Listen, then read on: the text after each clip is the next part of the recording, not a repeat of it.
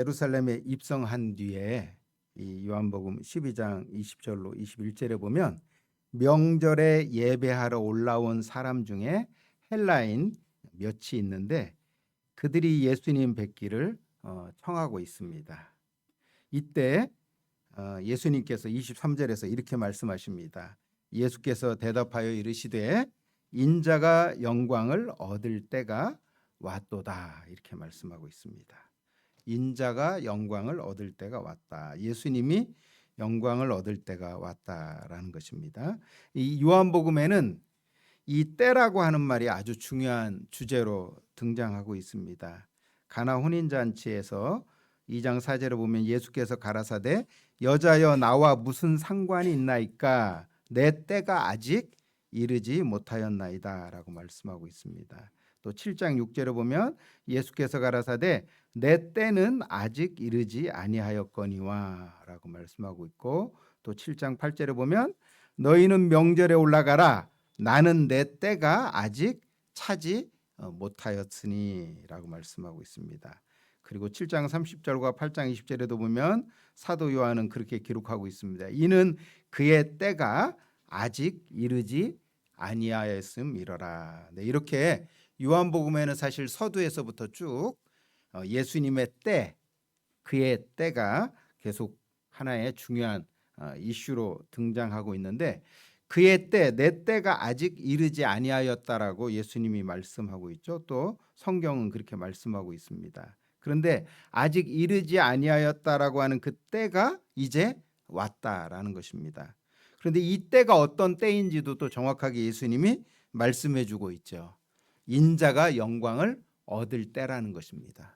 내 때가 아직 이르지 아니했다라고 하는 그 때가 어떤 때인지 예수님이 말씀해 주고 있는 것이고, 그리고 그 때가 이제 비로소 왔다라는 것입니다.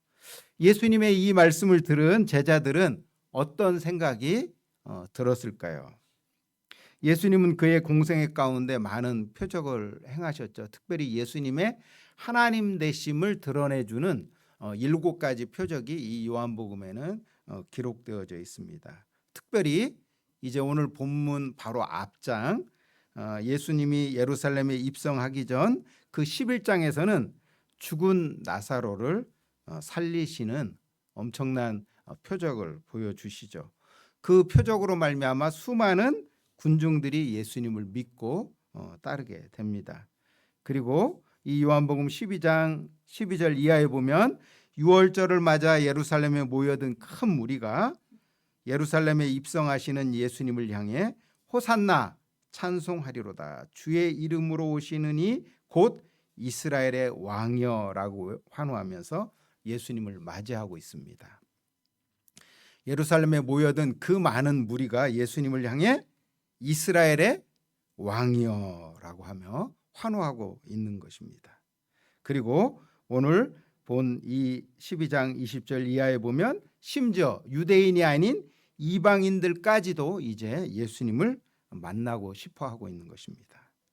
이와 같은 상황에 대해서 바리새인들이 이 요한복음 12장 19절에서 한 줄로 이렇게 표현하고 있습니다. 예수님의 인기, 유대인뿐만 아니라 이방인들까지도 예수님을 환호하고 예수님을 맞이하고 있는 이러한 현상에 대해서 바리새인들이 뭐라고 말하고 있냐면 보라 온 세상이 그를 따르는도다라고 말하고 있습니다. 예수님의 인기가 이제 절정에 이르고 있는 것이죠. 이런 상황에서 예수님께서 인자가 영광을 얻을 때가 왔다라고 말씀을 하신 겁니다. 그랬으니 제자들의 머릿속에는 어떤 생각이 떠오르겠어요? 이제 예수님이 드디어 이스라엘의 왕으로 높임을 받으시는구나 라고 하는 그런 생각을 이 제자들이 했을 것입니다. 그런데 이어지는 그 말씀, 인자가 영광을 얻을 때가 왔다라고 하는 23절의 말씀 뒤에 이어지는 다른 계속되는 말씀을 보면 제자들이 기대하는, 제자들이 생각하는 그런 영광과는 좀 거리가 먼 말씀을 예수님이 하십니다. 24절에 보면 우리가 잘 알고 있는 말씀이죠. 내가 진실로 진실로 너희에게 이르노니 한 알의 밀이 땅에 떨어져 죽지 아니하면 한 알 그대로 있고 죽으면 많은 열매를 맺느니라. 인자가 영광을 얻을 때가 왔다. 이스라엘의 그 많은 무리가 호산나를 외치며 예수님을 이스라엘의 왕으로 환호하고 있는 이 상황 속에서 예수님은 그런 왕으로 높임받는 그런 영광에 대해서 말씀하시는 것이 아니라 영광을 얻을 때가 왔다라고 말씀하시면서 바로 이어지는 말씀에서 한 알의 밀이 죽어야 되는 것에 대해서 말씀하고 있습니다. 죽어야 된다. 심지어 자기 생명을 사랑하는 자는 잃어버릴 것이요 이 세상에서 자기 생명을 미워하는 자는 영생하도록 보존하리라. 자기 생명을 미워해야 되는 것. 그리고 27절에 보면 지금 내 마음이 민망하니 무슨 말을 하리요. 아버지여 나를 구원하여 이때를 면하게 하여 주옵소서라고 말씀하고 있죠. 주변 상황을 보면 분명히 예수님이 지금 왕으로 환영받고 지금 높임받고 계시고 있죠. 그리고 우리가 알고 있는 것처럼 영광이라고 하는 단어, 인자가 영광을 얻을 때가 왔다라고 말씀하시는 그 영광이라고 하는 단어의 의미도 바로 그런 의미죠. 많은 사람들로부터 환호받고 많은 사람들로부터 높임받는 그러한 의미가 바로 영광인 것이죠. 그런데 예수님은 인자가 영광을 얻을 때가 왔다라고 말씀하시면서 이어지는 말씀에서는 이 영광과는 거리가 먼 죽음에 대해서 말씀하고 있는 것입니다. 그런데 이것은 이어지는 말씀만이 아니라 그 상황, 예수님을 둘러싸고 있는 그 상황을 보면 이 예수님의 말씀이 뭔가 의미가 있는 것 같은 그런 상황들이 또 대조적으로 나타나고 있죠. 예수님이 죽은 나사로를 살리심으로 많은 유대인들이 예수님을 믿은 것과는 대조적으로 유대 종교자들이 모이게 됩니다. 그리고 그들이 하는 일이 뭐냐면 예수님을 죽일 모의를 구체적으로 세우고 있다라는 것입니다. 43절부터 이 나사로와 관련된 부분을 제가 말씀을 한번 읽어드리겠습니다. 요한복음 11장 43절에 보면 이 말씀을 하시고 큰 소리로 나사로야 나오라 부르시니 죽은 자가 수족을 배로 동인 채로 나오는데 그 얼굴은 수건에 쌓였더라. 예수께서 이르시되 풀어놓아 다니게 하라 하시니라. 마리아가 와서 예수께서 하신 일을 본 많은 유대인이 그를 믿었으나 46절에 보면 그 중에 어떤 자는 바리새인에게 가서 예수께서 하신 일을 알리니라. 47절에 보면 이에 대제사장들과 바리새인들이 공회를 모으고 이르되 이 사람이 많은 표적을 행하니 우리가 어떻게 하겠느냐. 만일 그를 이대로 두면 모든 사람이 그를 믿을 것이요 그리고 로마인들이 와서 우리 땅과 민족을 빼앗아 가리라 하니 53절에 보면 이날부터는 그들이 예수를 죽이려고 모의하니라 라고 이제 사도 요한이 기록하고 있죠. 예수님은 자기 자신의 신성을 증거하죠. 대표적으로 요한복음 11장 25절을 보면 나는 부활이요 생명이니라고 하는 그런 부분들이죠. 우리가 잘 알다시피 헬라어로 에고 에이미에 대한 형태입니다. 나는 나다. 나는 뭐뭐이다라고 하는 형태죠. 하나님께서 호렙산에서 모세에게 자신을 계시하실 때 사용하셨던 그런 표현이죠. 이렇듯 요한복음에는 예수님 스스로가 자신이 하나님이심을 증거하는 그런 표현들이 있으시죠. 예수님이 이렇듯 무언가 신성모독적인 어떤 발언을 할 때마다 그 주변에 있었던 유대인들은 예수님을 죽이려고 합니다. 근데 그때 예수님을 죽이려고 하는 그 상황은 뭐냐? 우발적인 거죠. 순간적으로 예수님을 죽이려고 하는 겁니다. 그런데 이 요한복음 안에서 이제는 순간적으로 우발적인 것이 아니라 많은 사람들이 함께 모여서 그것도 아주 영향력이 있는 사람들이죠. 힘을 가지고 있는 사람들이 함께 모여서 머리를 굴리는 겁니다. 우리가 예수님을 어떻게 죽일 것인가? 어찌 보면 한쪽으로는 지금 수없이 많은 유대인들이 예수님을 유대인의 왕으로 부르면서 예수님을 환호하고 있습니다. 바로 그 사건 바로 전에 바로 예수님이 이 죽은 나사로를 살리는 사건이 있었던 것이죠. 어떤 신학자는 그런 표현을 씁니다. 만약 나사로가 묻혀 있었던 그 무덤을 향하여 예수님이 나사로야 나오라 라고 부르지 않고 죽은 자여 나와라 라고 말했다면 지구상에 있는 모든 무덤이 열렸을 것이다. 왜? 예수님은 하나님이시기 때문입니다. 예수님은 말씀 하나로 온 세상을 창조하신 분이다라는 것을 사도 요한은 요한복음 1장 1절로 3절에서 우리에게 증거해 주고 있어요. 말씀 하나로 천지를 창조하신 분이기 때문에 그분이 죽은 자여 일어나라 라고 만약 예수님이 외치셨다면 모든 죽은 자들이 다 일어났을 것입니다. 근데 예수님이 꼭 집어서 한 사람을 이야기하죠. 나사로를 지칭하죠.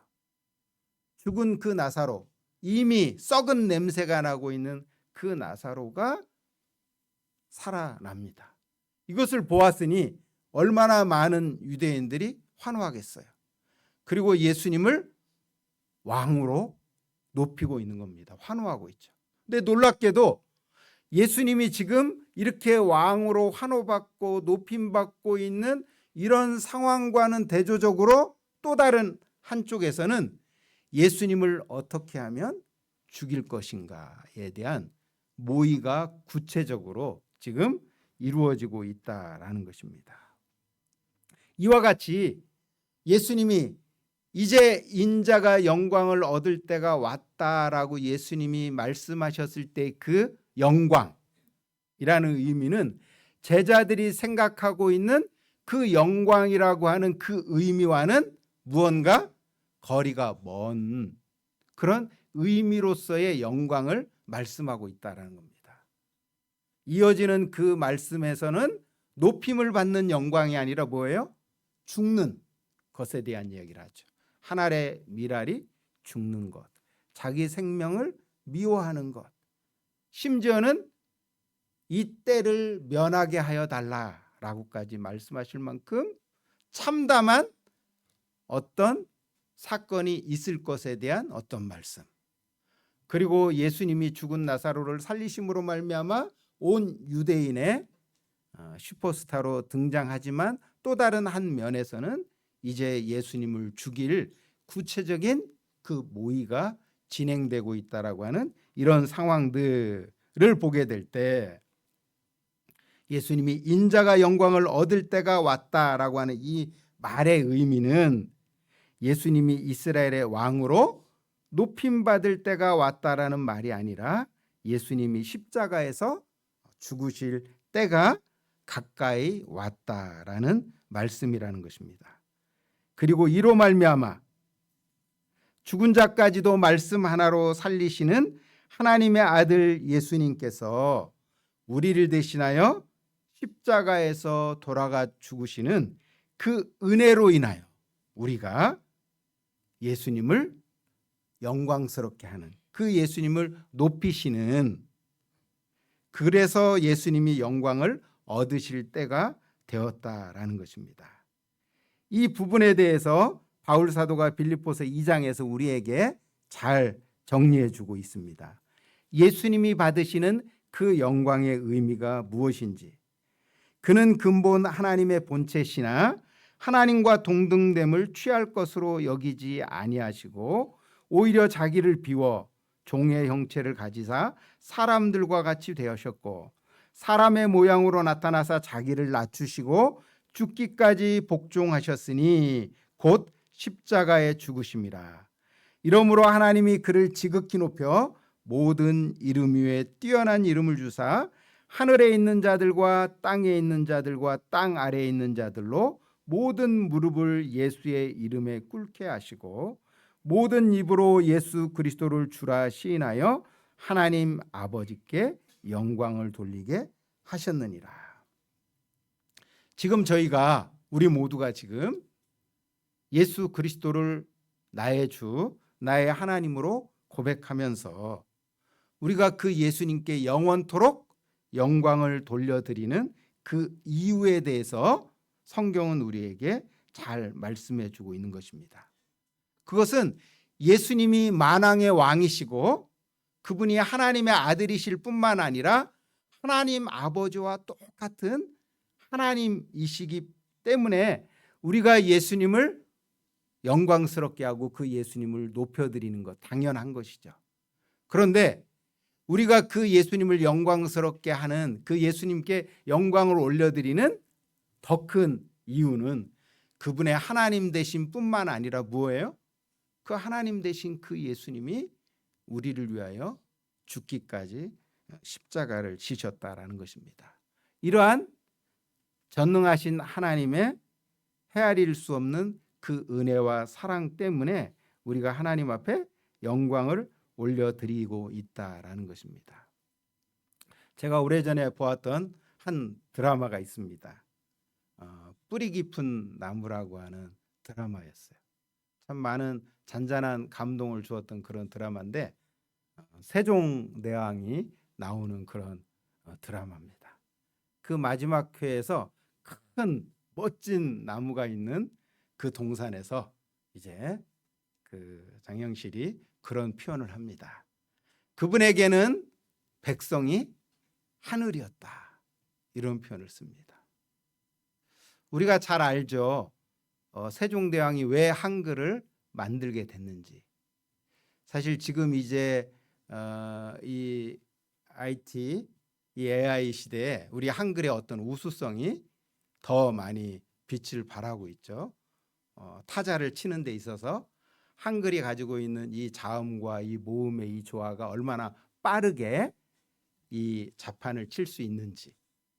그래서 지금 시대의 한글이 많은 사람들에게 이제 각광을 받게 되는 어떤 과학성을 가지고 있다라는 그런 부분들에 대해서 많이 말하고 있는데 사실은 그 한글이 가지고 있는 가장 큰 의미 중에 하나는 한글이 가지고 있는 과학성보다도 한글이 만들어지게 된 그 동기죠.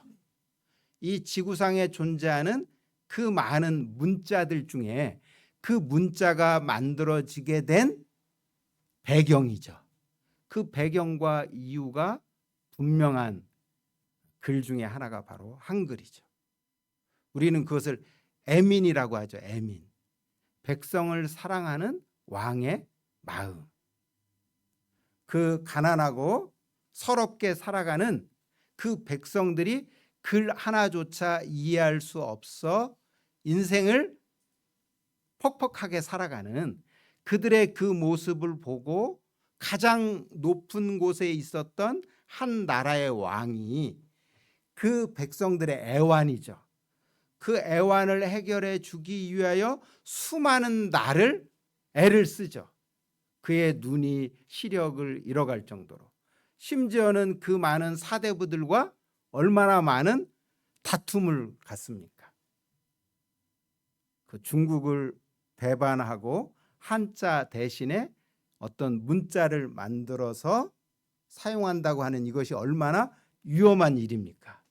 그런데도 불구하고 단 한 가지죠.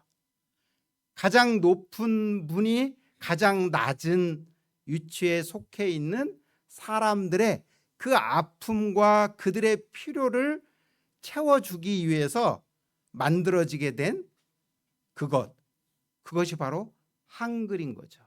이 지구상에 존재하는 문자 중에 이러한 문자가 없는 거죠. 한 나라의 가장 높은 위치에 있었던 왕이 백성들을 사랑해서 만든 문자. 그러니까 사실 우리는 전 세계에 자랑할 수 있는 한글을 가지고 있는 나라인 것이죠. 오직하면 그 광화문, 그 광장에 그분의 동상이 있겠습니까? 그분에게는 백성이 하늘이었다. 우리는 사실 그분의 높음 때문에 그분을 칭송하는 것이 아니라 그 높으신 그 왕이 절대 지존이죠. 그가 백성들의 수준으로 내려가서 그 백성들을 사랑했다는 것입니다. 저는 특별히 이 대한민국의 이 시끄러운 시기, 이 추운 겨울을 지나면서 나에게 이러한 왕이 있다는 것, 나에게 내가 영원토록 정말 칭송하고 높이고 경배하고 그분의 말씀이라면 눈곱만큼도 토를 달지 않고 옳습니다. 제가 당신의 말씀대로 살기를 원합니다. 당신만이 나의 영원한 왕이십니다. 그리고 내가 그분의 나라에서 영원토록 그분을 나의 왕으로 경배하면서 내가 그분의 백성으로 살아갈 수 있다는 것, 얼마나 감사한지 모릅니다. 이 땅에 발을 딛고 살아가는 하나님의 백성으로서 우리가 있는 이곳에 하나님의 나라가 이루어지기를 바라는 그 마음으로 우리가 발을 딛고 서 있는 그곳에 하나님의 공의와 하나님의 인자가 펼쳐지기를 바라는 그 마음으로 우리가 애를 쓰고 수고해야 되겠죠. 그럼에도 불구하고 이 땅에는 우리가 아는 것처럼 우리의 마음에 평안을 줄 만한 그런 세상이 존재하지 않죠. 그런 리더가, 그런 대통령이 혹은 그런 왕이 존재할 수 없죠. 그런데 그 누구와도 비교할 수 없는, 정말 말씀 하나로 온 세상을 창조하시고 그 썩은 냄새가 나는 그 죽은 나사로까지도 말씀 하나로 살려내시는 그 예수님이 애민하는 정도가 아니라 죽기까지 자신을 죄인된 나를 위하여 희생하시고 헌신하시는 그분이 나의 왕이시라는 것, 내가 그분의 나라에서 영원토록 살 수 있다는 것, 이처럼 우리를 행복하게 하는 일이 있을까요? 때로는 우리가 살고 있는 이 땅에 평안함이 없는, 때로는 우리의 마음이 답답하고 힘이 들 때가 있잖아요. 어느 쪽이 옳은지조차 구분할 수 없는 그런 혼탁한 이 시대에 분명한 것은 우리가 영원토록 우리의 마음을 다해서 높이고 부르고 영광스럽게 하실 수 있는 그 나의 왕이 계시다는 것. 우리가 자주 부르는, 젊은 친구들이 불렀던 우리 찬양 중에 비전이라고 하는 찬양이 있죠. 우리는 그 날을 꿈꾸고 있는 겁니다. 그날. 어떤 날이죠? 이 일 후에 내가 보니 각 나라와 족속과 백성과 방언에서 아무도 능히 셀 수 없는 큰 무리가 나와 흰옷을 입고 손에 종려가지를 들고 보좌 앞과 어린 양 앞에 서서 큰 소리로 외쳐 이르되 구원하심이 보좌에 앉으신 우리 하나님과 어린 양에게 있도다. 어떠세요? 이런 날이 분명히 우리에게는 오겠죠. 사실 이 일은 이미 다 이루어진 일들이죠. 하나님의 관점에서는 이미 이루어진 일들이고 유한한 시간 속에 살아가는 우리에게는 미래에 있어질 일들이죠. 우리의 꿈, 우리의 비전 무엇인가요? 이 요한계시록 7장 9절 이하에서 말씀하고 있는 이러한 사건, 아무라도 능히 셀 수 없는 그 큰 무리가 하나님의 보좌 앞에 서서 하나님과 어린 양을 향해 큰 소리로 외쳐 가로되, 큰 소리로 외쳐 가로되. 사실 무엇을 우리가 예상할 수 있냐면 하나님 앞에서 정말 목청껏 힘을 다해 영원토록 그 하나님을 예배하고 그 하나님 앞에 영광을 올려드리는 어떤 장면인 것이죠. 예수님이 영원토록 우리에게 영광을 받으시는 그 이유지요. 그분의 하나님 되심 때문에 우리는 영원토록 예수님을 높여드리는 겁니다.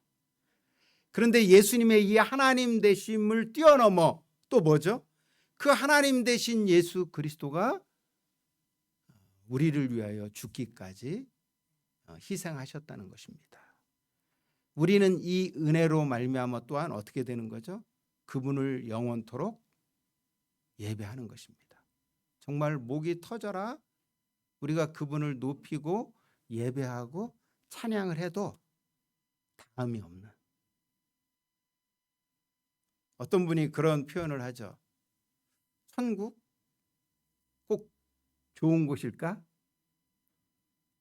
예배를 1시간, 2시간 정도가 아니라 영원토록 예배를 드린다는데 우리 성도님들 천국 가고 싶으십니까? 조금 애매하시죠? 네. 근데 영원토록 정말 힘을 다하여 그분을 높이고 그분을 찬양해도 다음이 없는 그런 영광을 받으시기에 합당하신 그런 예수님을 우리가 가까이에서 그분을 누리고 경험할 수 있는 그곳.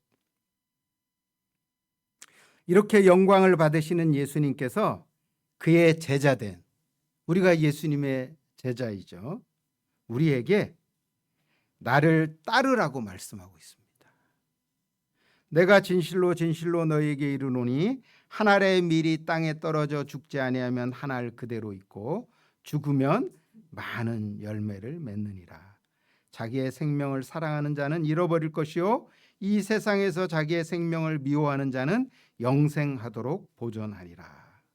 26절, 사람이 나를 섬기려면 나를 따르라 라고 말씀하고 있습니다.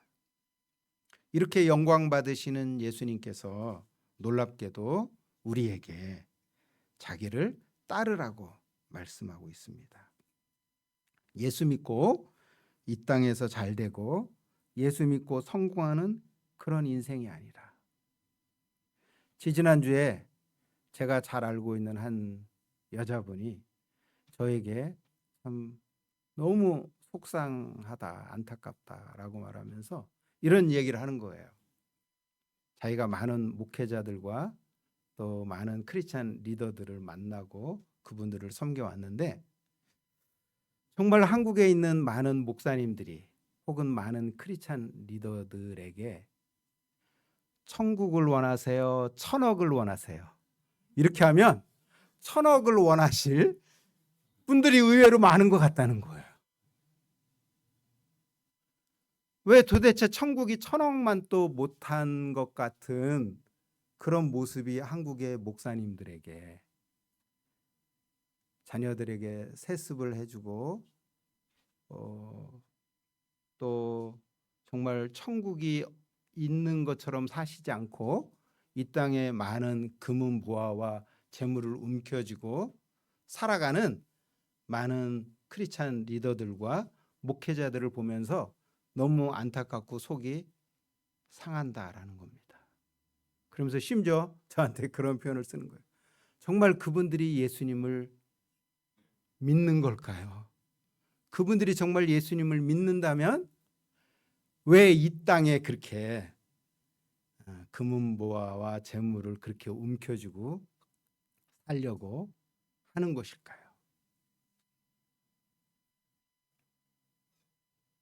말씀 하나로 썩은 냄새가 진동하는 나사로까지 살리신 하나님의 아들 예수께서 하나님의 뜻에 죽기까지 순종하심으로 하나님 아버지께 영광을 돌리셨듯이 이제 하나님의 은혜로 하나님의 자녀된 우리들에게 자신을 따르라고 말씀하고 있습니다. 그래서 예수님처럼 죽고 예수님처럼 자기 생명을 미워하라고 우리에게 말씀하고 계십니다. 그러면 26절, 사람이 나를 섬기려면 나를 따르라. 나 있는 곳에 나를 섬기는 자도 거기 있으리니 사람이 나를 섬기면 내 아버지께서 그를 귀히 여기시리라. 우리가 예수님을 섬기고 따르면 하나님 아버지께서 예수님을 높이시고 귀히 여기셨듯 우리 또한 귀히 여겨주시겠다라는 것입니다. 우리의 꿈이 있듯이 예수님에게도 꿈이 있으시죠. 예수님에게 있으셨던 예수님의 꿈, 예수님의 소원 무엇이었겠어요? 예수님의 꿈.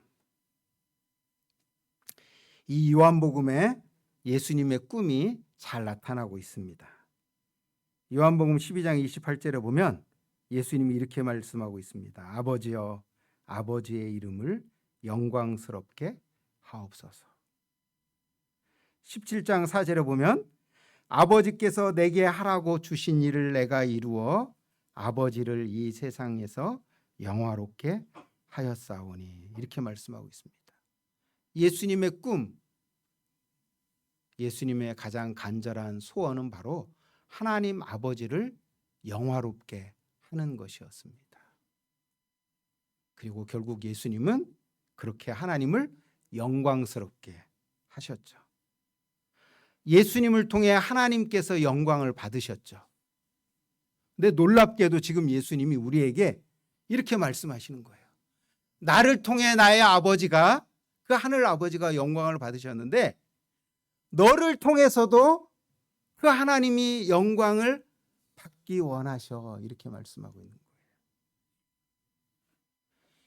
저는 이 대한민국의 대통령이 예수님의 1000분의 1, 10,000분의 1이라도 된다면 제가 선거운동 하러 다니겠어요. 열심히. 우리와 예수님을 어떻게 비교합니까? 아무리 세종대왕이 광화문에 동상이 세워져 있다 할지라도, 그가 백성을 사랑하는 마음이 아무리 크다 할지라도 어떻게 세종대왕과 예수님을 비교할 수 있겠습니까?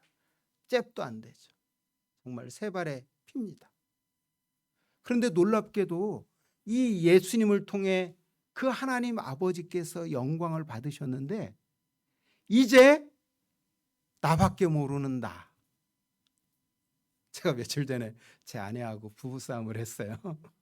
근데 정말 부부싸움 할 것도 아니야. 그냥 너무 사소한 것 때문에 하루 동안 싸웠어요. 아무 말도 안 하고. 목사가 이런 얘기하면 우리 성도님들이 참 은혜를 많이 받으시는데, 예. 식당에 제 아내하고 제 딸하고 셋이 갔는데 밥을 다 먹었어요.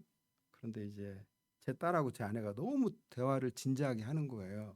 그런데 제 아내가 15분 뒤에 자기가 이제 일정이 있거든요. 줌으로 뭔가를 해야 된다고. 그럼 이제 가야 되잖아요. 근데 계속 열심히 대화를 하는 거야. 그러니까 저 혼자 나가서 이제 계산하고 이제 가야 된다라는 것을 말을 못 끊고 그 앞에 가서 이렇게 얼쩡거렸어요. 그리고 이제 나가서 차에 시동을 걸었어요. 그랬더니 제 아내가 나중에 오더니 제가 꼭 할아버지 같대요. 왜 아무 얘기도 안 하고 갑자기 사라졌냐는 거예요. 저는 그 말에 또 화가 난 거예요. 나는 나름대로 배려한다고 그 대화를 끊지 않으려고 조용히 행동으로 이렇게 보여준 건데, 그럼 제 아내는 그냥 또 가볍게 웃으면서 했다는 거예요. 그럼 웃으면서 이렇게 가볍게 했으면 저도 좀 가볍게, 아 그랬어? 내가 할아버지 같았어? 이렇게 해주길 기대했는데 제가 너무 진지하게 나는 그런 적이 없는데 뭐 이렇게 제가 반응을 했다는 거예요. 그러니까 저는 좀 사과가 안 되죠. 제 나름대로 애를 썼는데. 근데 제 아내는 제가 가볍게 쳐줬는데 가볍게 반응하지 않고 또 진지하게 했다는 거예요. 결국 이것 때문에 하루가 갔습니다. 그 다음 날 하루 동안 정말 우리 둘은 서로 이렇게 그 피가 나는 그 안타까움 속에, 그러다 결국 그날 저녁에 대화가 쉽지 않죠. 예, 대화가 쉽지 않습니다. 결국 그 자리에 있었던 증인인 제 딸이 또 중재대가 돼서 네, 서로 왜 아빠는 그랬을까, 왜 엄마는 그랬을까 하면서 이제 이렇게 결국 중재를 했는데, 왜 제가 이런 말씀을 드리냐면 그게 바로 우리라는 거예요. 정말 사소하고 별것도 아닌 그거 앞에서 내 자존심 세우고 그걸 가볍게 말하지 않고 그래도 내가 이렇게까지 했는데 라고 하는 그 작은 자존심 때문에 그 아내에게 마땅히 할 수 있는 그 어떤 말도 제대로 하지 못하는 그런 비리비리한 존재죠. 근데 놀랍게도 예수님 어떤 분이세요? 정말 하나님이시잖아요. 그런데 그 예수님을 통해서 영광 받으신 그 하나님께서 나 같은 존재를 통해 영광을 받으시겠다라고 하시는 거예요. 그리고 예수님은 너를 통해서도 그 하나님이 영광을 받으실 수 있다라고 말씀하시는 거예요. 그래서 예수님은 우리에게 그렇게 권하는 겁니다. 나를 따르라라. 예수님이 이 땅에 오셔서 그 아버지를 영화롭게 하시기 위해서 처음부터 끝까지 죽기까지 하나님의 뜻에 순종하심으로 말미암아 그 하나님을 영화롭게 하셨던 그 예수님이 너무나도 부족한 우리에게 권면하시는 거예요. 나를 따르라. 그 예수님이 한 알의 밀알이 되셨듯이 우리도 한 알의 밀알처럼 살 수 있다라는 것이에요. 저는 너무 힘들다 예수 믿는 거. 이런 차원이 아니라 어찌 저 같은 자에게 그 예수님을 따라오도록 저를 부르실 수 있는지, 저는 그 자체가 제가 누릴 수 있는 무한 영광이라고 생각합니다. 천국에 가서 하나님이 저에게 큰 상급을 주시는 그 상급도 저에게는 영광일 수 있겠지만 저 같은 자가 예수님을 따라서 예수님이 가셨던 그 길을 갈 수 있도록 저를 초청하신다는 것, 저를 부르신다는 것. 너도 나처럼 살 수 있어. 너도 한 알의 밀로 이 땅에서 죽을 수 있어. 너를 통해서 이 땅에 하나님의 뜻이 이루어질 수 있어. 너를 통해서 이 땅에 하나님의 나라가 확장될 수 있어. 너를 통해서 그 하나님 아버지께서 영광을 받으실 수 있어. 우리를 통해서 영원토록 영광 받으시는 그 예수님께서 저와 여러분에게 그렇게 권고하고 계십니다. 우리가 예수님을 따를 수 있다는 것, 우리의 한없이 부족한 인생을 통하여 하늘 아버지께서 우리를 통해 영광을 받으실 수 있다는 것, 얼마나 무한한 영광인지 모릅니다. 저와 여러분이 이 예수님을 따라서 이 땅에서 예수님처럼 잘 살아가는 그런 은혜가 우리 안에 있기를 소망합니다. 같이 기도하겠습니다. 하나님 아버지, 무엇이 진리인지, 무엇이 옳은 것인지, 어떻게 살아가는 것이 우리가 하나님의 자녀로 크리스찬답게 살아가는 것인지, 예수님이 본이 되셔서 우리에게 말씀해 주실 뿐만 아니라 실제 삶으로 완전한 모델을 우리에게 보여주시니 참으로 감사를 드립니다. 우리가 영원토록 높이고 노래하고 찬양하고 영광을 돌려드릴 수 있는 그 예수님이 우리에게 계셔서 참으로 기쁘고 감사합니다. 우리가 그 예수님을 부족하지만 한없이 부족하지만 따라갈 수 있는 은혜가 우리 안에 이미 들어와 계신 것으로 인하여 또한 감사를 드립니다. 예수님의 이름으로 기도합니다. 아멘.